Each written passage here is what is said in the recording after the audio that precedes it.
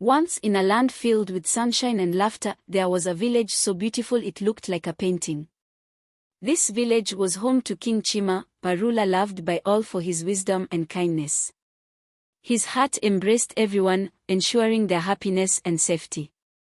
King Chima had a large family with 2 wives.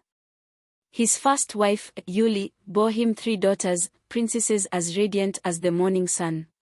His second wife, Rachi, gave him 2 brave sons, future kings of the land. The princesses were known for their playful hearts. Each day, they ran barefoot from the palace, laughing and shouting, playing games, splashing in the river, and covering themselves in mud. Their dresses became filthy, their hair unkempt, but they did not care. They felt free. Not everyone in the village approved of their wild nature. "They are too unruly," people whispered. "Why don't they behave like royalty?" Their mother, Yuli, often reminded them, "You are princesses, my dears. It is time to act like it." But the princesses only giggled and ran off, their spirits untamed. They longed to be like everyone else, to play, explore, and love the land they would one day rule. The villagers thought them foolish. Why can't they see they are different? But the princesses paid no mind. To them, being true to themselves was more important than wearing a crown. Every year, the village held a grand festival where the princes sought brides. On the festival day, the village square burst with color, music, and the scent of delicious food. Young women from near and far dressed in their finest, dancing gracefully, hoping to catch the eyes of the princes. From the palace, the princesses watched through the window, uninterested in the glitter and gold. When men came seeking their hands, they found reasons to refuse. "He is too proud," one would say. "He thinks his wealth can buy love," sighed another. Even when a wealthy man from a distant village arrived with gifts, they turned him away. When he boldly claimed he would marry all 3 and make them his 7th, 8th, and 9th wives, they splashed water on him, causing the entire village to erupt in gossip.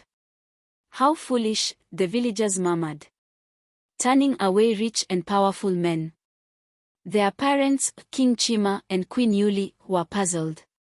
"Why won't you marry?" they asked. "Your brothers have chosen their brides. You are the eldest." The princesses only smiled. "When we find true love, we will know." As their brothers' festival ended, the princesses admired the courage of the maidens but yearned for something different. They sought love that understood them, that saw beyond their crowns. The village continued to whisper, "What will become of the 3 foolish princesses?" But they remained unbothered. True love, they believed, could not be found in a single day. It had to come in its own time and way. Seasons passed, and the princesses grew into beautiful young women. They watched the leaves change from green to gold and saw their brothers find joy with their brides. Something stirred in their hearts. Perhaps it was time to open themselves to love, but only if it was true. One evening, under a sky filled with stars, they approached their father. "Father," they said, hope shining in their eyes. "We wish for a festival of our own. A festival where men can show us their talents and skills. We want to find love, but it must be true love." King Chima raised his eyebrows in surprise. This was not tradition. But as he looked into their determined faces, he understood. His daughters were different. Their spirits were free. Maybe this was their way of finding love. With a nod, he declared, "Let there be a festival." Excitement rippled through the village. Word spread far and wide. Suitors prepared, practicing skills, polishing talents, then dreaming of love. Tailors sewed fine clothes, chefs prepared feasts, and musicians tuned their instruments. The village transformed in anticipation. The princesses watched, feeling a flutter in their hearts. Perhaps, among the jesters, poets, and warriors, they would find someone who could see beyond their crowns. As the festival approached, the air was thick with wonder. On the day of the event, the village square buzzed like a beehive. Men arrived, eager to win the princesses' hearts, dressed in their finest, boasting wealth, strength, and charm. The princesses observed them quietly. Gold and muscle did not interest them. They longed for someone who saw deeper. Stepping forward, they announced, "We have a challenge. To win our hearts, you must do more than show wealth or strength. You must guess our real names." A hush fell over the crowd. Their names?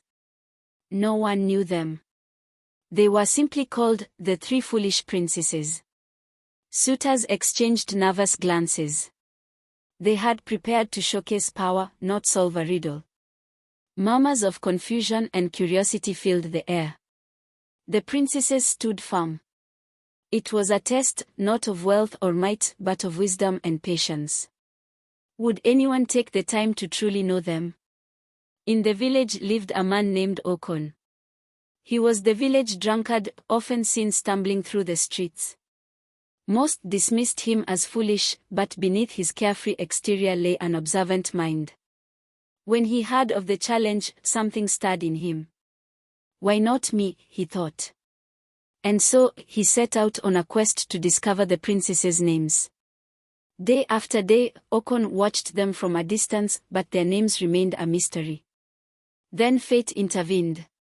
One afternoon, as the princesses wandered near the forest, the youngest, full of mischief, tumbled into a hidden pit. "Help!" she cried, her voice trembling with fear.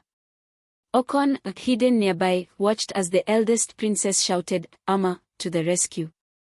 The second one called, "Layla, help me pull her up." "Hold on, Tina," they urged. Okon's eyes widened. Their names, Amma, Layla, and Tina, were now his secret. He had found the answer, but he had also witnessed their love and bravery. Moved by their bond, he knew he had to do the right thing. With newfound courage, Okon stepped out from the shadows and declared to the village, "I know their names.